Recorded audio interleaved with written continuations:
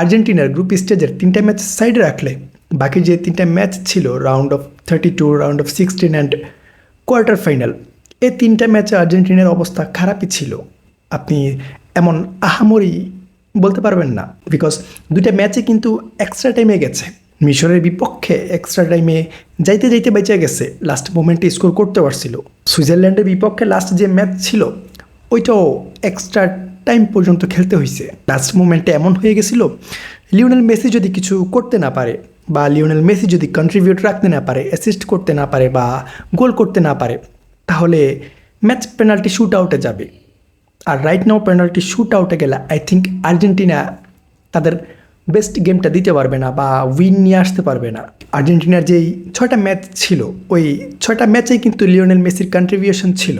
আলজেরিয়ার বিপক্ষে লিওনেল মেসির হ্যাটট্রিক ছিল, অস্ট্রিয়ার বিপক্ষে লিওনেল মেসির 2 গোল ছিল, জর্ডানের বিপক্ষে 1 গোল, কেপে ভার্দের বিপক্ষে 1 গোল, ইজিপ্টের বিপক্ষে 1 গোল 1 অ্যাসিস্ট এবং সুইজারল্যান্ডের বিপক্ষে লাস্ট 1 অ্যাসিস্ট। তবে লাস্ট ম্যাচে সুইজারল্যান্ডের বিপক্ষে কী হয়েছে, সুইজারল্যান্ডের বিপক্ষে ম্যাচ এক্সট্রা টাইমে চলে গেছে। বাট এই একটা ব্যাপার আমার খুব ইন্টারেস্টিং লাগতেছে, সুইজারল্যান্ড কিন্তু 76 মিনিট থেকে 10th ম্যানে খেলছে, 10 জন নিয়ে খেলছে, বাট আর্জেন্টিনা গেম বের করতে পারে নাই। ম্যাচে যখন এক্সট্রা টাইমে চলতেছে 111 মিনিটে মেবি উলিয়ান আলভারেজ বক্সের বাইরে থেকে তার অসাধারণ একটা ফিনিশ আমরা দেখতে পাইছি, অসাধারণ স্কোর ছিল। তখন আমার মনে হয়েছে যে না, লিওনেল মেসি ছাড়াও এই টিমে কোনো প্লেয়ার আছে, কোনো স্ট্রাইকার আছে বা অ্যাটাকার আছে যে ক্যারি করতে পারতেছে বা ইম্পর্ট্যান্ট মোমেন্টে গোল করছে।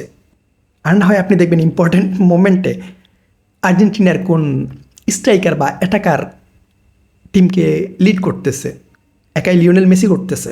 মেসি একাই চান্সেস ক্রিয়েট করতেছে, মেসি একাই অ্যাসিস্ট দিতেছে, গোল দিতেছে, ম্যাচ কন্ট্রোল করতেছে। আমরা বুঝতে পারতেছিলাম যে যদি কোনো টিম মেসিকে আটকাইতে পারে তাহলে আর্জেন্টিনার গেম ব্লক হয়ে যাবে। সুইজারল্যান্ডের বিপক্ষে মোটামুটি সুইজারল্যান্ড ট্রাই করছে আর্জেন্টিনাকে ব্লক করার জন্য, আর্জেন্টিনা বলতে লিওনেল মেসিকে ব্লক করার জন্য বা লিওনেল মেসিকে আটকানোর জন্য। আর ওই আটকানোর মাধ্যমেই কিন্তু ওই আটকানো থেকেই কিন্তু লিওনেল মেসি অ্যাসিস্ট দিয়ে ফেলছে 10 মিনিটের মাথায়। আর্জেন্টিনার বাকি যে 10 জন প্লেয়ার যেমন পারফরমেন্স করে, লিওনেল মেসি একাই তেমন পারফরমেন্স দিতেছে।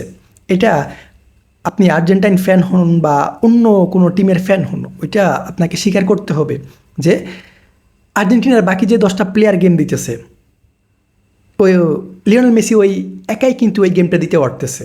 আপনারা দেখেন আর্জেন্টিনা এখন পর্যন্ত যে 6টা ম্যাচ খেলছে ওই 6টা ম্যাচের মধ্যেই কিন্তু লিওনেল মেসির কন্ট্রিবিউশন ছিল। ইভেন ওয়ার্ল্ড কাপের রেকর্ডও কিন্তু এখন লিওনেল মেসির, ওয়ার্ল্ড কাপের হাইস্ট 10টা অ্যাসিস্টের মালিক এখন লিওনেল মেসি। এই মেসির সাথে, এই মেসির পারফরমেন্সের সাথে রাইট নাও মেসি যেমন পারফরমেন্স করতেছে, ওই পারফরমেন্সের সাথে আপনি অন্য কোনো প্লেয়ারকে নিয়ে এসে বসাইতে পারবেন না বা কম্পেয়ার করতে পারবেন না। হ্যাঁ, বেস্ট প্লেয়ার আছে, বাট লিওনেল মেসির সাথে কম্পেয়ার করার মতো এই মুহূর্তে আমি কোনো প্লেয়ার দেখতেছি না। বিকজ লিওনেল মেসি আর্জেন্টিনাকে একাই ক্যারি করতেছে, অন্যান্য টিমগুলা টিম পারফরমেন্স দিতেছে। আপনি ফ্রান্সের কথা বলেন, ইংল্যান্ডের কথা বলেন, স্পেনের কথা বলেন, ওই একজন প্লেয়ার কিন্তু ক্যারি করতেছে না, এরা টিম পারফরমেন্স দিতেছে। বাট আর্জেন্টিনাকে লিওনেল মেসি একাই ক্যারি করতেছে। এমন না যে সুইজারল্যান্ড লিওনেল মেসিকে নিয়ে পরিকল্পনা করে নাই, সুইজারল্যান্ডের মেইন পরিকল্পনা ছিল Lionel Messi, but Lionel Messi ওই পরিকল্পনার মধ্যে থেকেও কিন্তু 6টা চান্সেস ক্রিয়েট করছে। এখন এখানে আমার একটা কথা আছে যে লিওনেল মেসি কয়দিন, আপনারা যারা আর্জেন্টাইন ফ্যান আছেন তারা কথায় কথায় বলেন 2022 বিশ্বকাপে আর্জেন্টিনা যেমন পারফরমেন্স করছে, 2022 বিশ্বকাপে আর্জেন্টিনা যেমন টিম স্পিড ছিল, যেমন মেন্টালিটি ছিল, ওই মেন্টালিটি 2026 বিশ্বকাপেও আমরা দেখতেছি না। ভাই, আপনারা যদি ওইটা চিন্তা করে থাকেন বা ওইটা ভাইবা থাকেন, আপনারা রং। 2022-এর আর্জেন্টিনা আর 2026-এর আর্জেন্টিনাকে যদি আপনারা এক মনে করেন তাহলে আপনারা রং। ভাই, আকাশ পাতাল ব্যবধান। 2022-এর আর্জেন্টিনা কেমন ছিল ওইটা সবাই দেখছে, আর 2026-এর আর্জেন্টিনা কেমন ওইটাও আমরা দেখতেছি। 2026 বিশ্বকাপে আর্জেন্টিনা কী পরিমাণ সার্ভাইভ করতেছে, সাফার করতেছে, ওইটা আমরা দেখতেছি। পুরো একটা টিম ভাই, পুরো একটা টিম মেসির উপর ডিপেন্ডেবল।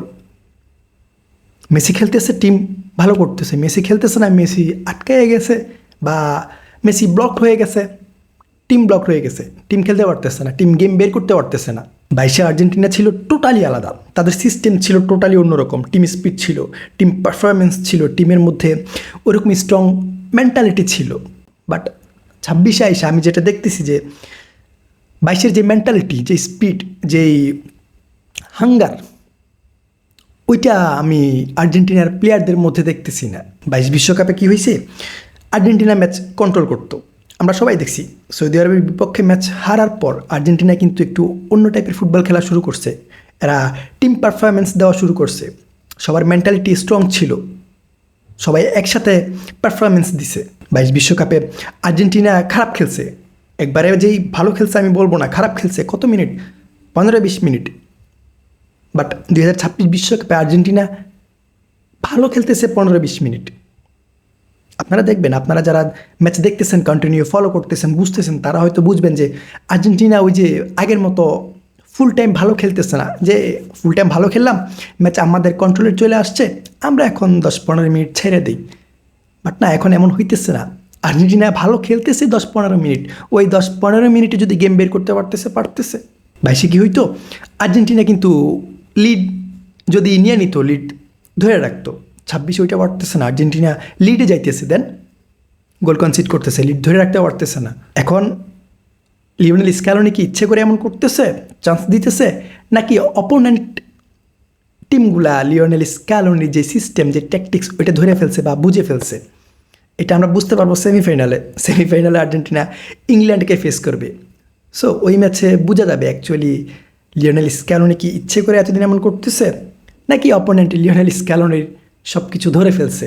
তবে একটা কথা আমি আবারও বলে রাখি, আমি অ্যাজ এ ব্রাজিল ফ্যান, আপনারা বলতে পারেন যে ব্রাজিল ফ্যান হিসেবে আমি বলতেছি যে আর্জেন্টিনা ভালো করতেছে না বা আর্জেন্টিনার প্লেয়াররা ভালো করতেছে না। না ভাই, আপনারা একটু চিন্তা করে দেখেন বা একটু ঘাইটা দেখেন, আর্জেন্টিনা রাইট নাও কেমন পারফরমেন্স দিতেছে, কোন প্লেয়ার কেমন পারফরমেন্স করতেছে। আর্জেন্টিনার কোনো অ্যাটাকার তেমন আহামরি পারফরমেন্স দিতে পারতেছে না। লিওনেল মেসি পারফরমেন্স করতেছে, লিওনেল মেসির সাথে স্কোর করতেছে আপনার ডিফেন্ডাররা, আপনার মিডফিল্ডাররাও যে তেমন আহামরি কিছু বের করে দিতে পারতেছে তাও না। সুইজারল্যান্ডের বিপক্ষে উলিয়ান আলভারেজ 120 মিনিট খেলছে, বাট ওই 120 মিনিটে উলিয়ান আলভারেজ মাত্র 3টা শটস নিছে, শটস অন টার্গেট না, 3টা শটস নিছে। 85 মিনিটে লাউতারো মার্টিনেজ আসছে, লাউতারো মার্টিনেজ এসে কী করছে, 2টা শটস নিছে। কপাল ভালো ছিল, উলিয়ান আলভারেজের ক্রিয়েটিভিটি ছিল, ওই স্কোরটা করতে পারছে, আর না হয় ম্যাচ কিন্তু পেনাল্টি শুট আউটে যাইতো, এটা একদম শিওর। লাউতারো মার্টিনেজ লাস্ট মোমেন্টে গোল করুক, ওই সেকেন্ড গোল যদি না হইতো, উলিয়ান আলভারেজের গোল যদি না হইতো, তাহলে কিন্তু টিম আটকায় যাইতো। এখন আমরা যেটা বুঝতে পারতেছি, আর্জেন্টিনার যে প্রপার গেম, ওইটা আর্জেন্টিনা দিতে পারতেছে না। আর্জেন্টিনার গেমের যে নার্ভ, ওইটা আর্জেন্টিনা খুঁজে পাইতেছে না। এমন সিচুয়েশনে আমি একটা কথাই বলতে পারি যে কোথাও না কোথাও আর্জেন্টিনা ড্রপ করবে, হোক সেমিফাইনাল অথবা ফাইনাল, আর্জেন্টিনা ড্রপ করবে। এতদিন বাইচা গেছে, কপাল ভালো ছিল, আর টিমগুলোও তেমন ওই লেভেলের টিম ছিল না। সামনে ইংল্যান্ডকে ফেস করবে, যদি ইংল্যান্ডকে ফেস করে টপকায়া যায়, তাহলে ফাইনালে ফ্রান্সকে ফেস করতে পারে। তবে আমার মনে হয় না ওই ফাইনাল পর্যন্ত যাইতে পারবে, অন্তত লিওনেল মেসির এই সিস্টেম নিয়ে বা আর্জেন্টিনার এই টিম পারফরমেন্স নিয়ে ফাইনাল পর্যন্ত যাইতে পারবে বলে আমার মনে হয় না। যদি কপাল ভালো থাকে তাহলে চলে যাবে, আর না হয় পারফরমেন্স দিয়ে সম্ভব না।